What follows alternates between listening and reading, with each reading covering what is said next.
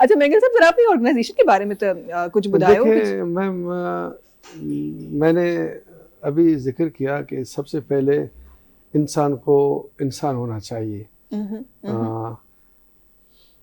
ایک میں مثال دے رہا ہوں، یا چونٹی بولتے ہیں اس کو. اگر میں اپنے ہاتھ کو چونٹی دے دوں، اس میں درد محسوس ہو جائے تو سمجھ لو یہ میرے ہاتھ زندہ ہے، کام کر رہے ہیں. جب تک انسان میں انسانیت نہ ہو، کسی میں دکھ تکلیف نہ ہو، کسی انسانیت کے لیے سوچ نہ رکھتے نہ ہو، اور انسانیت کے لیے درد نہ ہو، میں اس کو ایک زندہ لاش بولتا ہوں، انسان نہیں بولتا ہوں.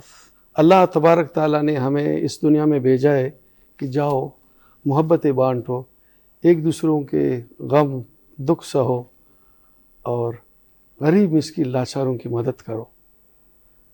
یقین کرے کہ جب آپ سوشل کام کرتے ہو، غریبوں کے دکھ تکلیف جب آپ ان کو دیکھتے ہو، ان کے ساتھ مدد کرتے ہو، ایمانداری اس میں کہتا ہوں ایک روحانی سکون مل جاتے ہیں.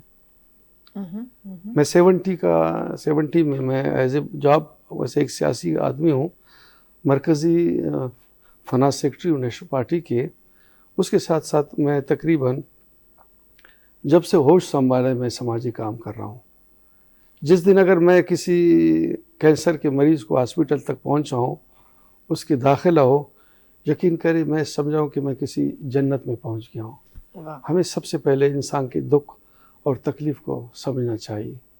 بڑی خوبصورت بات کی آپ نے، اور آپ کی آرگنائزیشن بڑا خوبصورت کام کر رہی ہے، اور ہمیں نظر آتا رہتا ہے کہ کس طرح آپ اس عام لوگوں تک پہنچتے ہیں جس تک شاید ہماری نظر کی رسائی نہیں پہنچ. یقین کرے میں کبھی کبھی مولوی صاحب 8 گھنٹے گاڑی میں ڈرائیو کر کے، پھر گاڑی کھڑا کر کے 2 گھنٹے 3 گھنٹے گدے پہ، اونٹ پہ، گھوڑے پہ بلوچستان دور دراز علاقے پہ جاتا ہوں، جہاں پہ وہ مریض کو میں ہائی لائٹ کرتا ہوں کہ وہاں کوئی جا نہیں سکتے.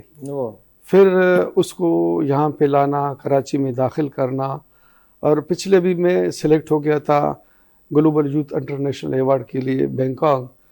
مجھے بلا، میں نہیں گیا، تو وہاں پہ پھر میرا ایوارڈ بھیج دیا. پھر گورنر آف بلوچستان نے مجھے بلایا، میں گورنر بلوچستان سے ایوارڈ نہیں لے لیا، میں کسی مریض سے لے لیا. میں نے کہا بڑے لوگوں سے تو سب لیتے، آپ ان لوگوں کو اہمیت دے دو جن کو کوئی آسرا نہیں. لوگ آج کل بڑے بڑے لوگوں کے ساتھ فوٹو سیشن کرتے ہیں، مجھے تکلیف ہو جاتا ہے. آپ کسی جاؤ بیوہ کو دیکھو کہ وہ اس کے شوہر مر گئے، 7-8 بچے، کس طرح اس کو پالتے ہیں. لوگوں کو یقین کرے رات بھوکے سو جاتے ہیں. اور ایسے پیشنٹوں میں کبھی جاتا ہوں کہ 100 روپے کا پین کلر گولی ان کے پاس ساتھ نہیں ہے کہ وہ کھا لے تاکہ 5-10 منٹ اس کو ریلیف مل جائے.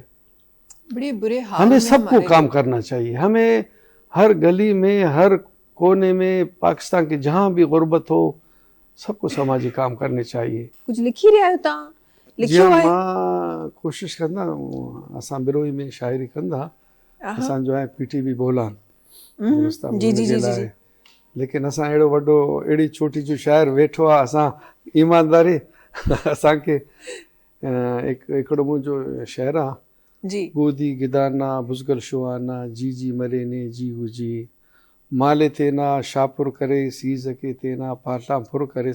ڈس اساں جے اندرونی سندھ میں اساں جو بروئی قوم جو ہے تقریباً اساں جو تعداد ہے ان میں ہے اساں ماں شاعری کہو ہن شیرزال اساں گودی یا شیرزال ہن نیاڑی کے چوے تو ہن میں مطلب پانچو پرسنٹ ہی ہوجے. ہن زمانے میں اساں جو مطلب اردو میں اگر گالا ہاں پلیز پلیز پلیز جے زبان میں تاکہ صحیح لگے، سب زبانوں پاجو ہے. میں نے کوشش کی کہ خاص کر خواتونوں کی اوپر میں نے بہت شاعری کی. شیرزال ہم لوگ اس کو بولتے ہیں کہ ہمارے جو بلوچ بنجارے تھے، پاوال تھے، خانہ بدوش تھے، صبح سویرے اٹھ کے مشک اٹھا کے وہ عورت دور 5 کلومیٹر 6 کلومیٹر سے پانی لے کے آنا، پھر بکری کے بچوں کو دودھ پلانا، پھر اپنے وہ گندم پسائی کرنا، وہ گھر میں پسائی کرتے تھے، پھر پسائی کر کے پھر وہ جا کے کہیں 4-5 کلومیٹر سے سڑک کے اوپر وہ لکڑیاں جمع کر کے لانا، اور سارا دن صبح 5 بجے سے رات 11-12 بجے تک اپنے تمام گھروں کا کام کرنا. میں ان کو شیرزال کہتا ہوں. آج کل میں ان اپنے بہنوں سے معذرت چاہتا ہوں کہ تھوڑی کام ہو ان پہ لیے بہت سارے مشکلات پڑتے